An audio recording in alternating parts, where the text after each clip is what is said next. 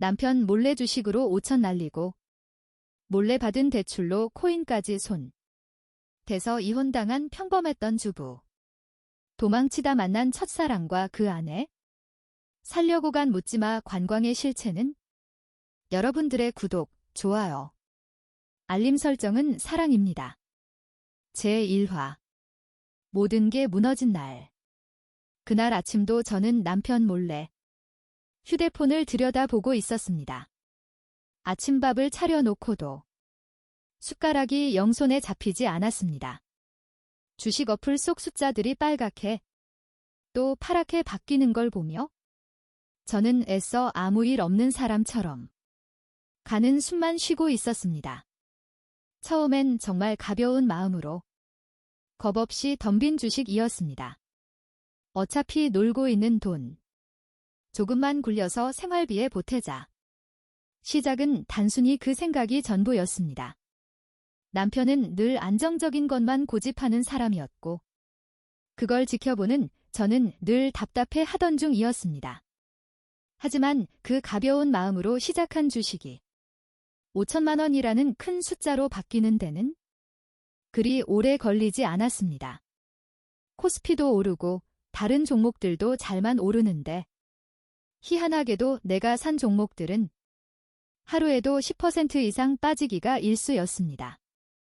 오늘 아침에도 주식 계좌를 확인하면서 저는 놀란 마음에 그만 휴대폰을 화장실 바닥에 떨어뜨렸습니다. 타일 바닥에 부딪힌 소리보다 제 심장이 쿵 내려앉는 소리가 더 크게 느껴지는 듯 했습니다. 이걸 어쩌지? 들키면 큰일 날 텐데. 불안한 마음이 저는 눌렀지만 그렇게 또 빠져나갈 구멍을 생각하며 머리를 이리저리 굴려봤습니다. 그리고 그 짧은 선택이 제 인생을 완전히 다른 방향으로 추락시킬 줄은 상상조차 못했습니다.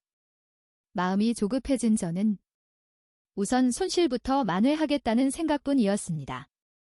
은행에서 대출 상담을 받을 때도 죄지은 사람 마냥 저는 고개를 들지 못했습니다.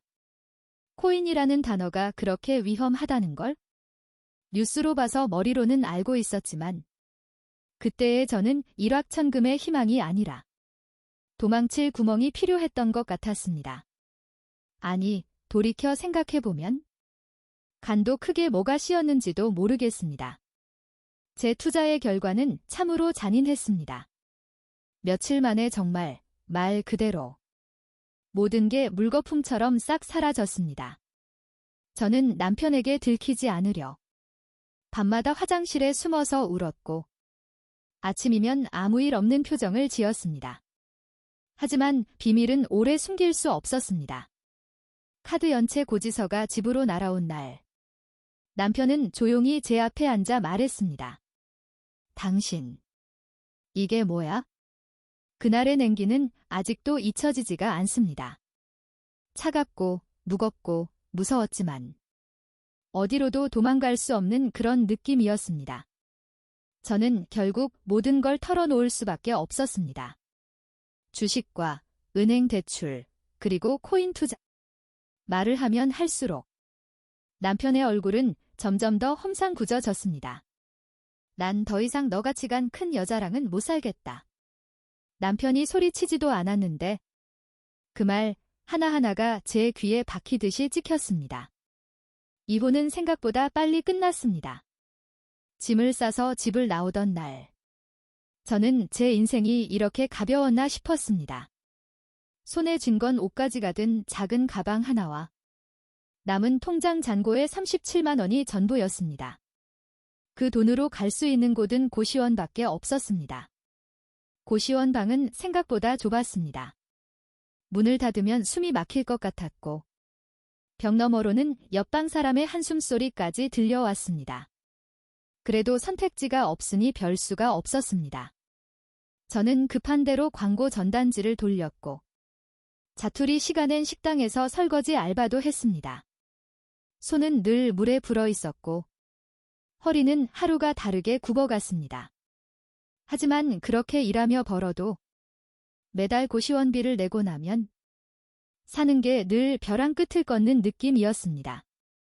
어쩌다가 내가 여기까지 떨어질 줄은. 그런 생각을 하던 어느 날 옆방 언니가 제게 말을 걸었습니다. 이봐 동생, 혹시 묻지마 관광 같은 거 관심 없어? 옆방 언니의 제안에 2번 다시는 제 인생을 나락으로 끌고 가고 싶지 않아서. 돈은 급했지만 저는 그냥 고개를 저었습니다. 아무리 궁해도 현재의 저를 더 죽이면 석까지 비참하게 살고 싶지는 않았습니다. 그때 마음은 정말 그랬습니다. 제2화 묻지 말고 따라오기만 해. 고시원 복도는 늘 비슷한 냄새가 났습니다. 축축한 습기와 라면 국물 냄새, 오래된 이불에 쿰쿰한 냄새가 뒤섞인 공기. 저는 그날도 설거지 알바를 마치고 돌아와 문 앞에 쭈그리고 앉아 숨을 골랐습니다. 허리가 제대로 펴지지도 않았고 손끝은 아직도 세제에 쩔어 있는 것만 같았습니다. 바로 그때 옆방 문이 열렸습니다. 동생, 오늘도 힘들었지? 옆방 언니였습니다. 나이는 저보다 서너 살쯤 많아 보였고 항상 화장이 진하고 화려했습니다. 고시원에서 보기엔 조금 과하다 싶을 정도로요. 네 항상 힘들죠. 저는 힘없이 웃으며 대답했습니다. 말을 길게 할 힘도 없었습니다. 언니는 제 얼굴을 잠깐 훑어보더니 담배를 입에 물었습니다. 너 정말 이렇게 살다간 답 없어 알아? 그 말이 이상하게 제 가슴에 콕 박혔습니다. 제가 매일 밤 혼자 하던 생각을 남의 입으로 들은 기분이 좋을 리가 없었으니까요. 그 외 지난번 내가 말했던 묻지마 관광. 여자는 돈 안 내도 된다니까. 그냥 버스 짝꿍 해주고 맛있는 거 실컷 얻어먹고 오기만 하면 돼. 일당이나 팁 잘 받으면 하루에도 한 달 고시원비까지 벌 수 있어. 저는 고개를 저었습니다. 언니는 담배 연기를 천천히 뿜으며 말했습니다. 그냥 버스 타고 따라가기만 하면 돼. 진짜로 별거 없다니까. 어르신들 관광 가는 거 도와주고 말동무 해주고 사진 좀 찍어주고 한 번 다녀오면 몇십은 바로 나와. 순간 몇십 소리에 귀가 번쩍 뜨였습니다. 제가 전단지 수백 장을 돌리고 손이 부르트도록 설거지를 해도 일주일은 해야 겨우 벌 수 있는 그런 금액이었습니다. 언니, 그거 위험한 거는 아니에요? 제가 묻자 언니는 웃었습니다. 다들 그렇게 생각하는데 별일 없어. 나도 벌써 1년 넘게 하고 있잖아. 그 말에 저는 언니를 다시 봤습니다. 확실히 언니는 고시원 사람들 중에서도 항상 돈에 여유가 있는 사람이었습니다. 가끔 친한 사람들에겐 급한 돈을 빌려주기도 했었고 편의점 도시락이나 컵라면 대신 배달 음식을 자주 시켜 먹었고 옷이랑 화장품도 늘 새 것이었습니다. 그날 밤 저는 잠을 거의 못 잤습니다. 위험하다는 생각과 그런 일은 절대로 하면 안 된다는 생각이 머릿속에서 계속 싸웠습니다. 그리고 결국 다음 날 아침 언니에게 말했습니다. 언니, 그럼 저도 한 번만 따라가 볼게요. 언니는 기다렸다는 듯 고개를 끄덕였습니다. 그래, 잘 생각했어. 후회 안 할 거야. 버스는 새벽에 출발했습니다. 졸린 눈을 비비며 올라탄 차 안에는 이미 중년, 노년의 사람들이 가득했습니다. 어디로 가는 건데요? 제가 조심스럽게 묻자 언니는 짧게 말했습니다. 오늘은 강원도 쪽. 그 이상은 설명하지 않았습니다. 그저 따라오면 된다는 말뿐이었습니다. 차 안에서 저는 사람들 얼굴을 하나하나 살폈습니다. 대부분 평범한 아저씨, 아주머니들이었고 누군가는 가족 사진을 꺼내보며 웃고 있었습니다. 생각보다 정말 위험한 건 아닐 수도 있겠다. 그렇게 스스로를 안심시키고 있을 때 앞쪽 좌석에 앉은 낯익은 옆모습 하나가 눈에 들어왔습니다. 처음엔 아니겠지라고 생각했습니다. 이 세상엔 닮은 사람은 많으니까요. 하지만 그 남자가 고개를 돌렸을 때 마치 전원 코드를 뽑은 듯이 제 심장은 그대로 멈춰 섰습니다. 진우 오빠. 정확히 말하면 제 첫사랑이었습니다. 중학교 때 저를 자전거 뒤에 태워주던 그 오빠.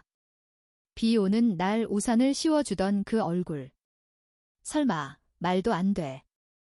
손끝이 떨렸고 심장이 두근댔습니다.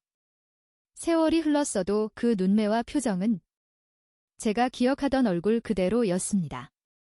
오빠도 저를 알아본 듯 눈동자가 커졌습니다. 너 혹시 수정이 아니니? 그 한마디에 제 눈이 뜨거워졌습니다. 오빠. 버스 안에서 우리는 한동안 말을 잇지 못했습니다.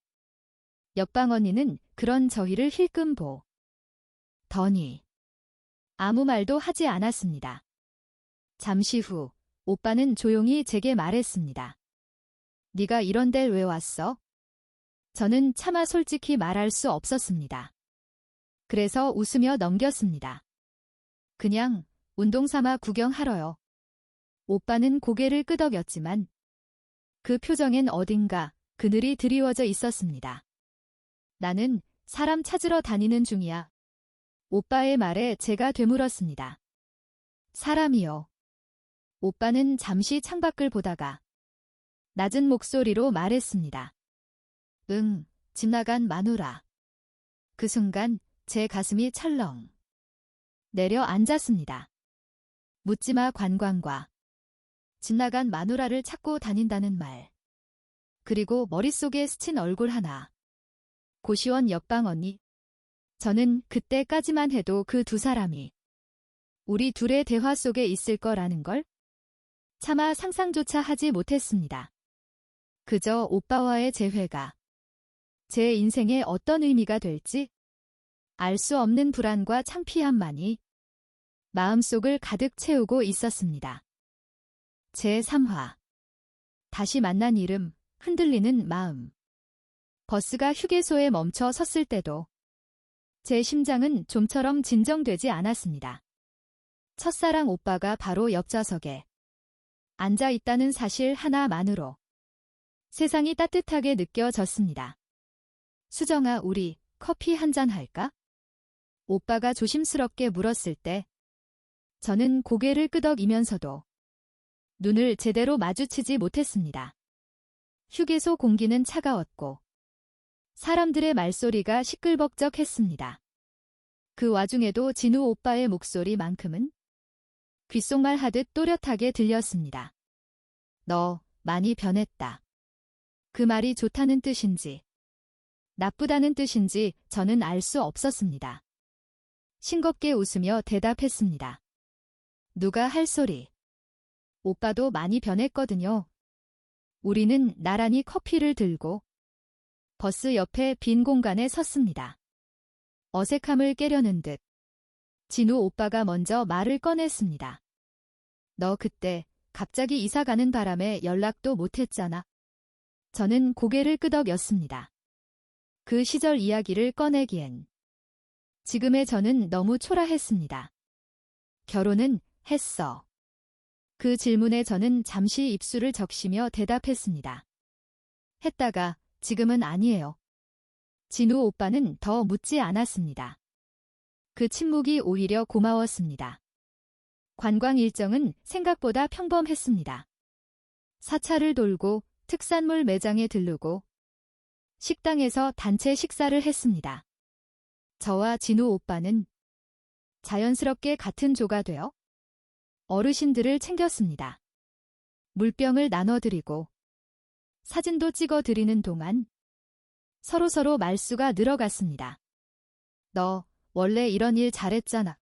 진우 오빠의 말에 저는 씁쓸하게 웃었습니다. 원래라는 말이 저를 과거로 끌고 가는 기분이 들었습니다.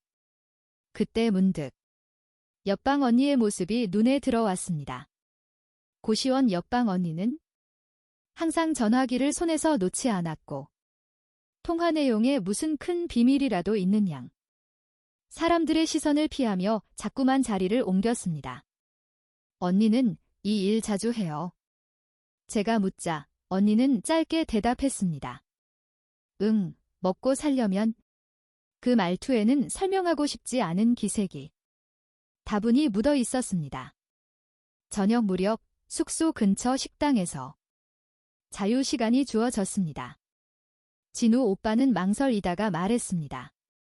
우리 잠깐 산책 좀 할까? 저는 별다른 이유 없이 오빠의 제안을 거절할 수가 없었습니다. 우리는 숙소 뒤쪽 조용한 골목을 걸었습니다. 겨울바람이 차가웠지만 진우 오빠의 옆모습은 꽤나 따뜻해 보였습니다. 사실 나 이런데 다니는 이유가 있어. 진우 오빠는 멈춰서서 말했습니다. 마누라가 집을 나간 지 1년이 넘었어. 어디서 뭘 하는지도 몰라. 듣고 있던 제 가슴이 답답해졌습니다. 그래서 이렇게 무작정 관광차만 따라다니는 거예요. 진우 오빠는 고개를 끄덕였습니다. 이쪽 바닥에 그런 여자들이 많이 오간대. 혹시나 싶어서. 진우 오빠의 말에 뜬금없이 제 머릿속에는 또다시 옆방 언니의 얼굴이 스쳤습니다. 고시원과 묻지마 관광. 그리고 집을 나간 아내. 우연이라고 하기엔 너무 많은 조각들이 같은 방향을 가리키고 있었습니다. 저기, 수정아. 진우 오빠가 제 이름을 불렀을 때 저는 화들짝 놀랐습니다. 아직도 제 이름을 불러주는 사람이 있다는 게 너무 낯설고 너무 부끄럽게 아파왔습니다. 너 이렇게 힘들게 사는 줄 몰랐어. 저는 애써 웃었습니다. 당연하죠. 아는 게 이상하죠. 그날 밤 숙소방에 돌아와서도 쉽게 잠이 오지 않았습니다. 옆방에서는 언니가 계속 누군가와 통화를 하며 낮은 목소리로 말다툼 하는 듯한 소리가 들렸습니다. 걱정 좀 하지 말래도. 나 아직 안 걸렸다고. 그 말 한마디에 머리털이 쭈뼛 섰습니다. 다음 날 아침 언니는 아무 일 없다는 듯 활짝 웃으며 말했습니다. 오늘 일정 끝나면 각자 흩어질 거야. 저는 그 말이 왜 그렇게 불안하게 들렸는지 알 수 없었습니다. 버스에 다시 오르며 저는 진우 오빠를 바라봤습니다. 오빠가 찾고 있는 사람과 제가 함께 지내는 사람이 만약 같은 사람이라면 그 생각이 머릿속에서 떠나질 않았습니다. 그리고 저는 그 질문을 차마 입 밖으로 꺼내지 못한 채 불편한 동행을 계속하게 되었습니다. 제4화 들키지 말아야 할 것들. 버스가 도심으로 돌아오는 길. 창밖의 풍경이 빠르게 뒤로 밀려났습니다. 하지만 제 머릿속은 전혀 앞으로 가지 못했습니다. 진우 오빠의 말과 언니의 통화 내용. 그리고 제 의심이 엉켜서 밀가루 반죽처럼 하나의 큰 덩어리가 되어버렸기 때문입니다. 고시원에 도착하자마자 옆방 언니는 제 앞을 스치듯 지나가며 말했습니다. 동생, 오늘 수고했어. 다음에도 같이 갈 거지? 옆방 언니의 말투는 질문 같았지만 눈빛은 저를 보지 않았습니다. 마치 당연하다는 결론을 내려둔 사람처럼요. 고시원 방에 들어와 문을 닫자 갑자기 머릿속이 복잡해졌습니다. 아무것도 모르는 척해야 해. 그 생각 하나로 저는 그날 밤을 버텼습니다. 며칠 뒤 옆방 언니는 또 다른 관광 일정을 꺼냈습니다. 이번엔 당일치기야. 완전 편하고 돈도 짭짤해.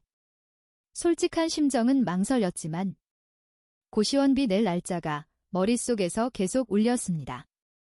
선택의 여지 없이 결국 저는 고개를 끄덕이고 말았습니다. 그날 버스에도 진우 오빠는 타고 있었습니다. 서로 눈이 마주쳤을 때 진우 오빠는 반가운 듯 손을 들었지만 부끄러움이 앞선 저는 괜히 시선을 피했습니다. 아까 왜 그랬어? 휴게소에서 진우 오빠가 물었을 때 사실 저는 솔직해지고 싶었습니다. 하지만 입에서 나온 말은 전혀 다른 표현이었습니다. 그냥 좀 피곤해서요. 진우 오빠는 더 이상 묻지 않았습니다. 진우 오빠의 그런 배려가 오히려 제 자신을 더 창피하게 만들었습니다. 그날따라 관광 일정 내내 옆방 언니는 유독 제 곁을 맴돌았습니다.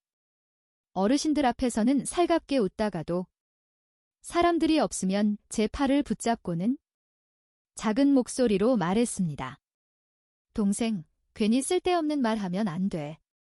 여긴 다들 사정 있는 사람들이야. 옆방 언니의 말은 조언처럼 들렸지만 분명한 경고였습니다. 저는 고개를 끄덕이며 대답했습니다. 네, 무슨 말인지 알겠어요, 언니. 하지만 제 마음속에서는 경보 사이렌이 울리고 있었습니다. 점심 식사 후 잠시 자유시간이 주어졌습니다. 진우 오빠는 조심스럽게 제게 다가와 물었습니다. 너 아까 저 언니랑 친해? 진우 오빠의 질문에 저는 심장이 덜컥 내려앉는 것만 같았습니다. 그건 왜요? 진우 오빠는 주변을 살핀 뒤 속삭이듯 낮은 목소리로 말했습니다. 나 집 사람이랑 닮은 사람을 봤어. 내가 찾는다던 그 마누라. 그 순간 제 머릿속이 복잡해지기 시작했습니다. 언제요? 지난번이랑 오늘 아까 확신은 없는데 아무래도 느낌이 그래. 저는 아무 말도 하지 못했습니다. 입을 여는 순간 모든 게 무너질 것 같았기 때문입니다. 그날 저녁 고시원으로 돌아오자 옆방 언니는 평소와는 다르게 방문을 꼭꼭 닫고는 아예 나오지 않았습니다. 한참 뒤 누군가가 계단을 급히 내려가는 소리가 들렸습니다. 문틈으로 본 옆방 언니의 얼굴은 꽤나 초조해 보였습니다. 잠시 후 휴대폰에 문자가 왔습니다. 오늘 일은 그냥 잊어. 발신자는 옆방 언니였습니다. 문자를 확인하는 손이 덜덜 떨렸습니다. 잊으라니. 도대체 무엇을 잊으라는 걸까요? 그날 밤 불을 끄고 잠을 청하는데 진우 오빠에게서도 문자가 왔습니다. 수정아, 혹시 네가 아는 거 있으면 말 좀 해줘. 2개의 문자가 제 휴대폰 화면에 나란히 떠 있었습니다. 한쪽은 숨기려는 사람과 한쪽은 찾으려는 사람. 그리고 저는 그 사이에서 갈등하며 서 있었습니다. 고시원 천장을 바라보며 저는 스스로에게 질문해 봤습니다. 이건 우연일까? 아니면 내가 모른 척해온 진실일까? 그날 이후 옆방 언니는 필요 이상으로 제게 더 다정해졌고 진우 오빠 역시 그전보다 더 자주 연락을 해왔습니다. 마치 두 사람 모두가 저를 자기 편으로 끌어당기려는 것처럼요. 그리고 저는 어느 쪽에도 서지 못한 채 점점 더 깊은 수렁으로 끌려 들어가고 있는 것만 같았습니다. 제5화 사라진 날의 기록. 별다른 일도 없이 저는 하루에도 몇 번씩 휴대폰을 들여다봤습니다. 옆방 언니의 문자와 진우 오빠의 문자. 답장을 하긴 해줘야 하는데 어느 쪽에도 선뜻 손이 가지 않았습니다. 고시원 복도에서 옆방 언니를 마주칠 때면 저는 괜히 실없이 웃음부터 지었습니다. 언니, 오늘은 일이 없나 봐요? 옆방 언니는 제 얼굴을 유심히 보더니 아무렇지 않게 대답했습니다. 나 당분간은 좀 쉬어. 괜히 돌아다니다가 탈락.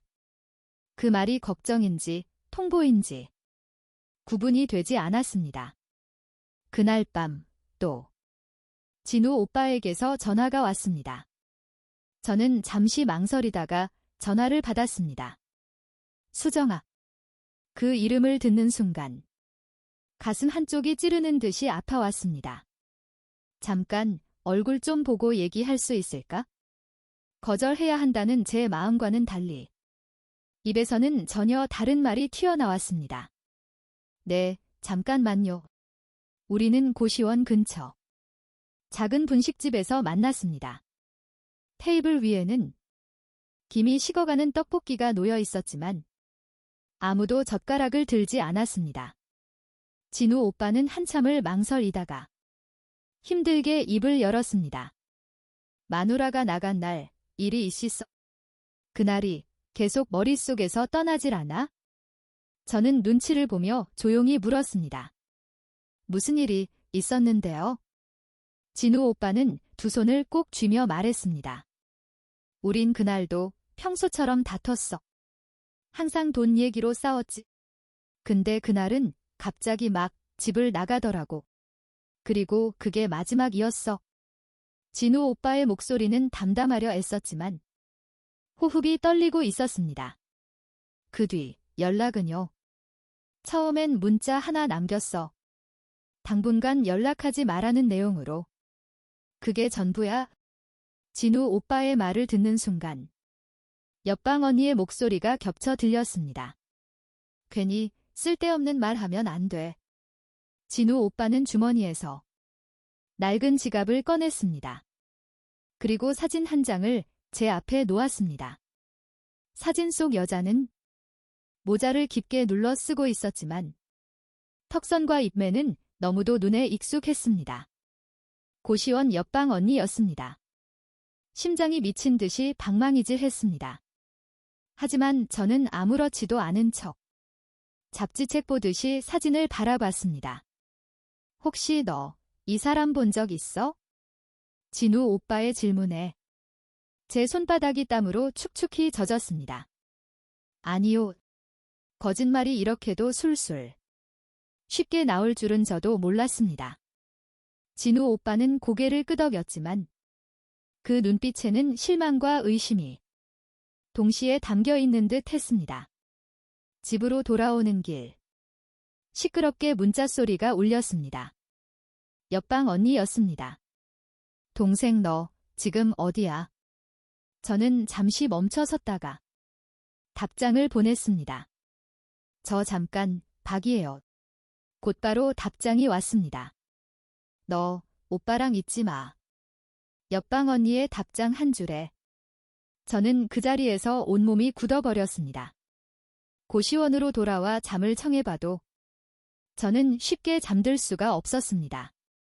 옆방 언니의 얼굴과 사진 속 여자가 분명히 같은 얼굴이었기 때문입니다. 그러자 제 머릿속에 하나의 질문이 선명해졌습니다. 옆방 언니는 왜 이름을 바꿨을까? 고시원 명부에 적힌 언니의 이름은 사진 속 여자 이름과 달랐습니다. 우연일 수가 없었습니다. 다음 날 아침 일찍 저는 관리실 앞에 서서 고시원 명부를 차례대로 바라보고 있었습니다. 그때 뒤에서 옆방 언니의 목소리가 들렸습니다. 어이, 동생. 천천히 돌아본 제 앞에 옆방 언니가 서 있었습니다. 순간 저는 옆방 언니의 그런 눈빛은 처음 봤습니다. 너 어디까지 알고 있지? 뾰족하게 날선 질문에 아무런 대책이 없던 저는 제가 서 있는 바닥이 땅속으로 꺼져내리는 느낌을 받았습니다. 제6화 돌아갈 수 없는 선. 너 어디까지 알고 있지? 옆방 언니의 그 한마디는 의문이 아니라 확신에 가까웠습니다. 저는 순간 아무 말도 할 수 없었습니다. 숨을 들이쉬는 것조차 속마음이 전해질까봐 두려웠습니다. 저 아무것도 몰라요. 입으로는 그렇게 말했지만 제 눈동자는 이미 모든 걸 알고 있는 사람처럼 불안하게 흔들리고 있었습니다. 옆방 언니는 잠시 저를 바라보다가 한쪽 입꼬리를 올렸습니다. 웃음 같지도 않은 표정이었습니다. 그래, 몰라야겠지. 그래야 사는 게 편해져. 제 귀엔 그 말이 협박처럼 들렸다는 사실을 옆방 언니도 알고 있었을까요? 그날 이후 옆방 언니는 제 생활을 자연스럽게 관리하기 시작했습니다. 어디를 가는지, 누구를 만나는지, 언제 들어오는지까지요. 요즘은 워낙 이상한 사람들 많잖아. 둘이서 같이 다니는 게 좋아. 옆방 언니는 말은 그렇게 말했지만 저는 그 말이 보호가 아니라 감시라는 걸 본능적으로 느꼈습니다. 진우 오빠에게서는 오는 연락도 점점 더 줄어들었습니다. 제가 답장을 늦게 하거나 아예 읽지 않자 진우 오빠도 더는 재촉하지 않았습니다. 오히려 그 침묵이 저를 더 괴롭혔습니다. 그러다 며칠이 지난 뒤 진우 오빠에게서 다시 전화가 왔습니다. 이번엔 헉헉대는 숨을 고르는 소리부터 먼저 들려왔습니다. 수정아, 나 찾았어. 심장이 쿵 내려앉았습니다. 뭘 찾았는데요? 증거. 진우 오빠의 한마디에 저는 다리 힘이 풀렸습니다. 마누라 명의로 된 통장으로 얼마 전까지 묻지마 관광수당이 들어오고 있었어. 옆방 언니의 이름이 머릿속에서 빙글빙글 맴돌았습니다. 그리고 진우 오빠는 잠시 말을 멈췄다가 흥분하며 다시 이어갔습니다. 그 통장 개설 주소가 지금 네가 있는 곳이원이더라. 순간 저는 그 자리에 털썩 주저앉고 말았습니다. 그날 밤 옆방 언니는 유난히 기분이 좋아 보였습니다. 나 이번에 큰 건 하나 물었어. 동생도 같이 따라가면 큰 돈 만질 거야. 저는 맥없이 고개를 저었습니다. 언니 저 당분간 좀 쉬고 싶어요. 옆방 언니의 얼굴에서 기분 좋은 미소가 금세 사라졌습니다. 안 돼, 지금 빠지면 곤란해. 그 말에 저는 처음으로 언니를 똑바로 바라보며 따졌습니다. 왜 안 되는데요? 저를 쳐다보는 언니의 눈빛이 차갑게 변했습니다. 그동안 너 이미 너무 많이 봤잖아. 옆방 언니의 그 말에 저는 선택의 여지를 잃었습니다. 다음 날 새벽 저는 짐을 챙겼습니다. 당장 갈아입을 여벌 옷과 통장, 그리고 휴대폰 속 사진 한 장, 진우 오빠가 보여줬던 그 사진을 몰래 찍어둔 것이었습니다. 몰래 방문을 열고 나서려는 순간 뒤에서 옆방 언니의 목소리가 들렸습니다. 너 이 시간에 어디 가? 저는 뒤 돌아보지 않고 대답했습니다. 그냥 잠깐 편의점이요. 옆방 언니는 웃으며 말했습니다. 그래, 얼른 다녀와. 시간 맞춰 출발하는 거 맞지? 옆방 언니의 말은 너무 확신에 차 있어서 저는 오히려 그게 더 무서웠습니다. 고시원 밖으로 나와서 차가운 공기를 마시며 저는 그제서야 깨달았습니다. 이제 저는 모른 척할 수 있는 선을 완전히 넘어왔다는 것을요. 그리고 제 선택의 끝에는 누군가는 반드시 무너질 수밖에 없다는 것도요.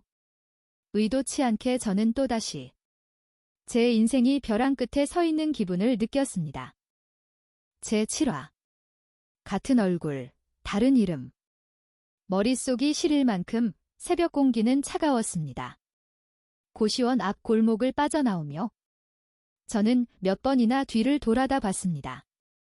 누가 따라오는 것도 같았고 조그만 소리에도 심장이 쿵쿵 뛰었습니다. 무작정 진우 오빠에게 전화를 걸었습니다. 수신음이 길게 울린 끝에 잠이 덜 깬 목소리가 들려왔습니다. 수정아. 진우 오빠의 대답 한마디에 그동안 눌러왔던 감정이 한꺼번에 터질 것만 같았습니다. 오빠, 저 지금 갈 데가 없어요. 진우 오빠는 잠시도 망설이지 않았습니다. 그래, 그럼 여기로 와. 진우 오빠의 원룸은 생각보다 소박했습니다. 생활의 흔적이 남아있었고 어딘가 오래 비워둔 집 같은 느낌이 들었습니다. 저는 그제서야 온 몸에 힘이 풀려 바닥에 주저앉았습니다. 진우 오빠는 물을 건네며 말했습니다. 이제 다 말해줘. 네가 알고 있는 거. 저는 한참을 망설이다가 천천히 입을 열었습니다. 오빠가 찾는 사람이 고시원 옆방 언니 같아요. 공기가 멈춘 것 같았습니다. 확실해? 네, 사진은 똑같아요. 근데 이름이 달라요. 진우 오빠의 굳어진 얼굴에 생각이 많아 보였습니다. 진우 오빠는 서랍에서 낡은 서류 봉투 하나를 꺼냈습니다. 봉투 안에는 혼인신고서 사본과 주민등록등본이 들어 있었습니다. 이 사람 맞니? 사진 속 이름과 제가 아는 옆방 언니의 이름은 분명히 달랐습니다. 하지만 생년월일과 얼굴은 같았습니다. 이름을 바꿨나 보네요. 제가 말하자 오빠는 씁쓸하게 웃었습니다. 도망치려고 그랬겠지? 진우 오빠의 말에 괜히 제가 부끄러워졌습니다. 그날 오후 진우 오빠는 결심한 듯 말했습니다. 이제 끝내자. 더는 네가 숨을 이유가 없어. 저는 고개를 끄덕이면서도 속으로는 엄청 불안했습니다. 옆방 언니의 싸늘한 눈빛이 머릿속에서 떠나질 않았기 때문입니다. 그 불안은 곧 현실이 되었습니다. 진우 오빠의 휴대폰으로 문자가 하나 왔습니다. 당신 수정이랑 같이 있지? 발신자는 옆방 언니였습니다. 오빠 번호를 언니가 알아? 진우 오빠는 말없이 고개를 끄덕였습니다. 전에 쓰던 번호 그대로거든. 그때 또 문자가 왔습니다. 지금 만나서 할 얘기가 있어. 우리는 약속 장소로 사람 많은 카페를 골랐습니다. 혹시 모를 상황을 대비해서였습니다. 옆방 언니는 약속 시간보다 먼저 와 있었습니다. 저를 보자 옆방 언니의 얼굴이 잠시 굳었다가 이내 콧웃음으로 바뀌었습니다. 흥 역시 거기 있었네. 진우 오빠를 보자마자 옆방 언니의 웃음기는 완전히 사라졌습니다. 당신. 옆방 언니의 입에서 그 말이 나오기까지 몇 초가 걸렸습니다. 살아 있었네. 옆방 언니의 말에 진우 오빠 호흡이 떨렸습니다. 너 왜 도망갔어? 옆방 언니는 한숨을 내쉬며 말했습니다. 도망간 게 아니라 살려고 내 발로 나온 거야. 옆방 언니는 담담하게 말했습니다. 당신이랑 계속 살면 나는 아마 숨막혀 죽었을 거야. 허구한 날 돈. 지겨워서 나왔다. 진우 오빠는 이를 악물며 말했습니다. 그래서 이름까지 바꾸고 사람들을 속이고 묻지마 관광까지 다녔니? 옆방 언니의 눈빛이 독사같이 변했습니다. 당신이 뭘 알아? 순간 옆방 언니는 저를 돌아봤습니다. 동생, 너도 선택해. 내뱉는 그 말에 카페 안 공기가 순식간에 얼어붙었습니다. 저 인간 편이야? 아니면 나랑 계속 같이 갈 거야? 언니의 시선은 차갑고 집요했습니다. 저는 두 사람을 번갈아 보며 죄 없는 입술만 깨물었습니다. 제 선택이 두 사람의 인생을 다시 갈라 놓을 거라는 걸 분명히 알고 있었기 때문입니다. 제8화 옆방 언니의 알바 속 알바. 카페 안은 시끄러웠지만 우리가 앉은 테이블만큼은 빈자리 마냥 조용했습니다. 옆방 언니의 질문이 공기 위에 그대로 떠 있었습니다. 어서 선택해. 저는 목이 바짝 말랐습니다. 이건 단순히 누구 편을 드느냐의 문제가 아니었습니다. 제 선택 하나로 누군가는 구원받고 누군가는 다시 바닥으로 떨어질 것이 분명했기 때문입니다. 잠깐만요. 제가 처음으로 입을 열었습니다. 그럼 언니 얘기부터 들어볼게요. 옆방 언니는 피식 웃었습니다. 끝까지 착한 척한다. 옆방 언니는 커피잔을 내려놓고 천천히 말을 시작했습니다. 나 당신이랑 살 때 빚이 있었어. 진우 오빠가 놀란 눈으로 쳐다봤습니다. 빚, 무슨 빚? 주식. 옆방 언니는 담담하게 말했습니다. 처음엔 조금이었는데 계속 물리다 보니까 한순간에 눈덩이처럼 불어났어. 옆방 언니의 말에 저는 심장이 철렁 내려앉았습니다. 당신한테 말하면 분명 욕먹고 헤어질까봐 그냥 혼자 해결하려고 했어. 옆방 언니의 말은 제 과거를 그대로 비추고 있었습니다. 그러다 알게 된 게 묻지마 관광이었어. 현금으로 바로 입금되고 서로 이름도 안 물어보고 다들 고만고만한 사람들이니 개인 속사정도 안 물어서 좋았어. 진우 오빠의 얼굴이 점점 굳어갔습니다. 그래서 너만 살자고 도망쳤어. 옆방 언니는 고개를 끄덕였습니다. 당신 앞에서 내가 망가졌다는 걸 보이고 싶지 않았어. 저는 참다 못해 끼어들며 물었습니다. 그럼 왜 하필 고시원이었어요? 옆방 언니는 저를 한심한 듯이 바라봤습니다. 고시원은 바닥까지 떨어진 사람들만 있는 곳이니까. 옆방 언니의 말에 제 마음이 아파왔습니다. 거기선 과거를 묻지 않아. 다들 말하고 싶지 않은 게 있으니까. 옆방 언니는 잠시 말을 멈췄다가 다시 입을 열었습니다. 그리고 동생 너랑 닮았다고 생각했어. 옆방 언니의 말이 아픈 제 마음을 더 아프게 했습니다. 진우 오빠는 낮은 목소리로 말했습니다. 그래도 너 법적으로는 아직 내 아내야. 옆방 언니의 눈빛이 흔들렸습니다. 난 그 말이 제일 싫었어. 그래서 이름부터 바꿨고. 그럼 당장 끝을 내던가. 진우 오빠는 단호했습니다. 돌아와서 정리하고 가. 도망은 해결책이 아니야. 옆방 언니는 고개를 저었습니다. 난 이제 돌아갈 수 없어. 그 순간 옆방 언니의 휴대폰이 시끄럽게 울렸습니다. 화면을 확인하던 얼굴이 하얗게 질렸습니다. 무슨 일이야, 언니? 제가 묻자 언니는 입술을 깨물었습니다. 짭새. 진우 오빠와 쟤는 동시에 마른 침을 삼켰습니다. 관광 쪽에서 문제가 터졌나 봐. 그래서 계좌 추적 들어갔대. 옆방 언니는 자리에서 일어났습니다. 이제 진짜 시간이 없어. 그리고 저를 보며 말했습니다. 동생, 마지막으로 묻는 거야. 옆방 언니의 눈에는 두려움과 집착이 뒤섞여 있었습니다. 나랑 같이 가. 지금 나가면 아직은 빠져나갈 수 있을 거야. 카페 밖으로 보이는 거리에는 사람들이 아무 일 없다는 듯 오가고 있었습니다. 그 평범한 풍경 속에서 저는 이미 알고 있었습니다. 도망치는 선택은 언제나 또 다른 바닥으로 이어진다는 것을요. 저는 고개를 저었습니다. 전 이제 더는 도망 못 쳐요. 옆방 언니의 얼굴이 완전히 일그러졌습니다. 그때 카페 문이 열리면서 낯선 남자 둘이 들어왔습니다. 그리고 옆방 언니의 이름을 부르려는 듯 주변을 둘러봤습니다.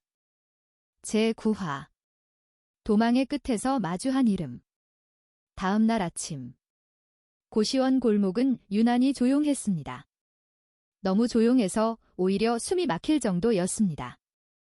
카페에서 나온 그날 밤 언니가 사라진 뒤 저는 한숨도 자지 못했습니다. 휴대폰을 손에 쥔 채 언제 울릴지도 모르는 애꿎은 전화기만 바라보고 있었습니다. 진우 오빠는 새벽에 나갔다가 아침 무렵 돌아왔습니다. 얼굴이 반쯤은 굳어 있었습니다. 경찰서 다녀왔어. 진우 오빠의 말 한마디에 제 심장이 쿵 내려앉았습니다. 옆방 언니, 아니 그 여자의 이름이 공식적으로 사건 접수됐다는 겁니다. 실종이 아니라 도주. 친정에서 이미 수년 전 가출 신고를 했다더군요. 아이도 있었고 남편인 진우 오빠는 그동안 단 한 번도 가출 신고를 취소한 적이 없었다는 말까지 들었습니다. 왜 나한테 그런 말을 했는지 이제 알겠어. 진우 오빠는 제 눈을 똑바로 보며 말했습니다. 돈 때문만은 아니야. 책임에서 도망친 거였어. 그날 오후. 묻지마 관광 쪽에서 전화가 왔습니다. 번호를 보는 순간 직감했습니다. 제게도 끝이 다가왔다는 것을요. 통화 상대는 부드럽게 웃으며 말했지만 단어 하나하나에 위협이 묻어 있었습니다.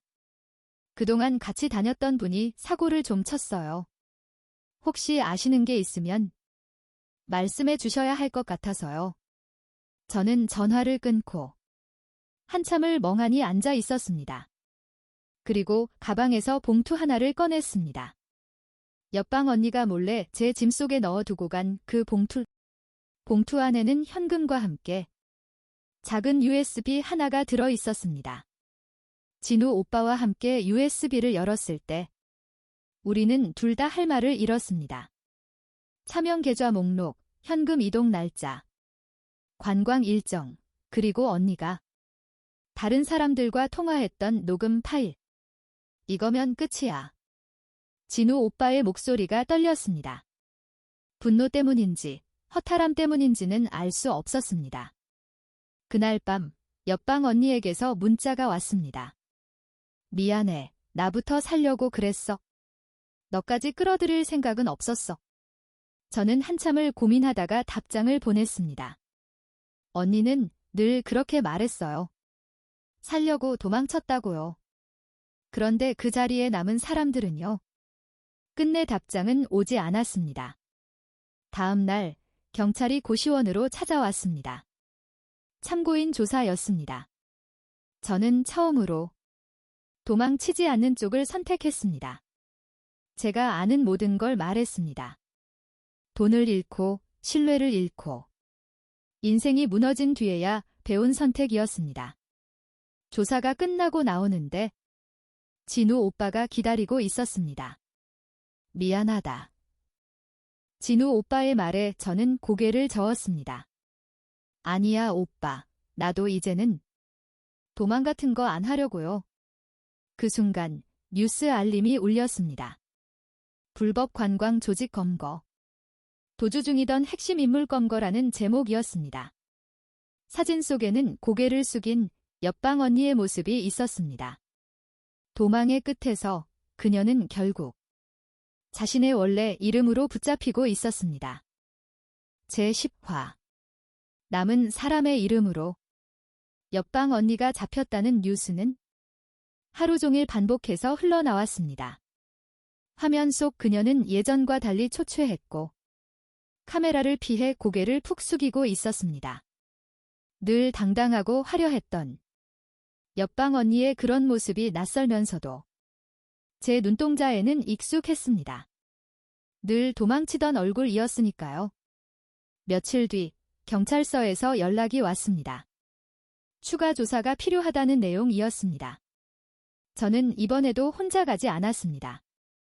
진우 오빠와 함께 갔습니다. 더 이상 숨길 것도 피할 것도 없다고 느꼈습니다. 조사실에서 들은 이야기는 생각보다 길고 무거웠습니다.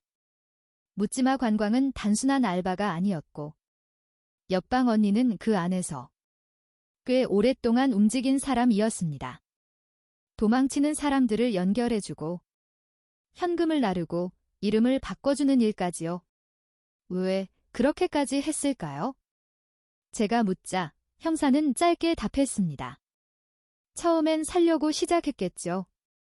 그런데 나중엔 돈맛에 멈출 수가 없었을 겁니다. 형사들의 말이 짠하게 마음속에 걸렸습니다. 마치 제 이야기를 듣는 것 같았습니다. 주식에, 코인 투자에, 대출까지. 그걸 전부 다 처음엔 만회하려고 시작했던 것들이었습니다.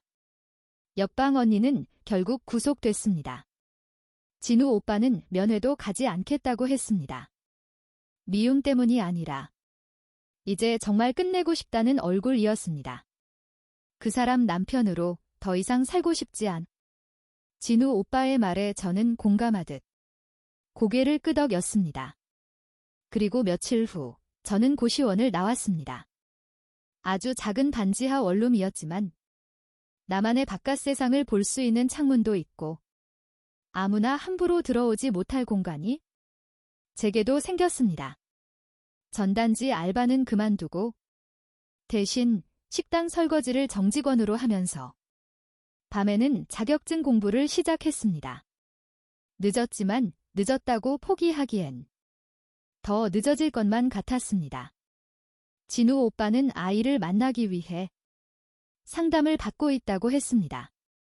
아이에게 어떻게 다가가야 할지, 어떤 아버지가 되어야 할지 처음부터 배우고 싶다고 했습니다. 시간이 걸려도 괜찮아. 진우 오빠가 그렇게 말했을 때 저는 이 사람은 도망치지 않는 사람이라는 걸 분명히 느꼈습니다. 우리는 연인이 되지 않았습니다. 서로에게 필요한 건 사랑보다 회복이었으니까요. 대신 가끔 같이 밥을 먹고 안부를 물으며 힘들 때 전화할 수 있는 사이로 남았습니다. 어느 날 통장 정리를 하다가 예전 계좌를 보게 됐습니다. 마이너스로 가득했던 숫자들. 저는 잠시 숨을 고르고 그 계좌를 해지했습니다. 그리고 일기장에 이렇게 적었습니다. 잃은 돈은 돌아오지 않지만 도망치지 않은 나는 남는다. 창문 밖으로 저녁 노을이 한가득 들어왔습니다. 예전 같았으면 불안했을 그 빛이 그날따라 유난히도 따뜻하게 느껴졌습니다. 저는 제 이름으로 당당히 살고 있습니다. 빚도 후회도 아직 많이 남아있지만 이젠 더 이상 숨지 않습니다. 도망친 사람들의 이야기는 그렇게 끝났고 남은 사람의 삶은 이제 막 다시 시작되고 있었습니다. 돈을 잃은 이야기는 많습니다. 사람을 잃은 이야기도 흔합니다. 하지만 오늘 이야기는 도망치던 사람이 멈춰 서는 순간에 대한 이야기였습니다.